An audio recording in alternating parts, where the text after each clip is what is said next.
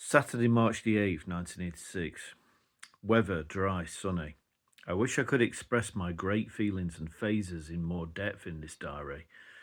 I have tried to let my feelings known, but I am still skimming the surface. I got up and watched Saturday Superstore. Then I watched a video of That's Hollywood. It was about cult midnight movies. It had some clips of it of the Rocky Horror Picture Show, where they did the time warp. Pam went out and I wrote on the Mother's Day card which Tina had gave to Pam, and I hid it away in the drawer. I read some more of Adrian Mole. Then Pam came back, Terry came in, and I told him Pam wanted some daffodils rather than chocolates for Mother's Day. Mother's and Father's Days are stupid. The hard work of both should be taken into account on their birthdays. Terry and I went out to go and get the flowers. First, we went to Bardwell's, and as usual, Terry took his time.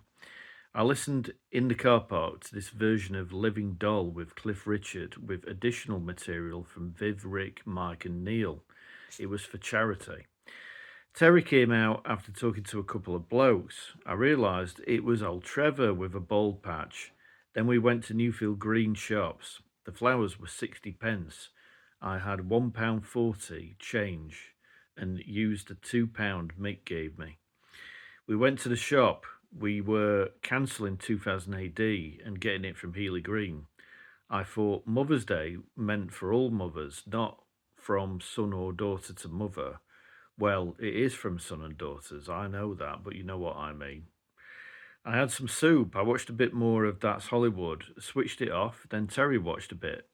Then we went to Chesterfield. We got to the flat, and Grandad told us that Terry's silent uncle, Martin, who no one has seen for years, turned up at Grandad's that afternoon, and we missed him by 10 minutes. He had his small grandchildren that were playing havoc. There was a lot of beer left after Thursday, so we all had some. I didn't have to open my mouth. I had a glass of beer in my hand. Grandad was telling us how stupid Martin was. The beer made me sleepy, but surprisingly not as much as the sherry.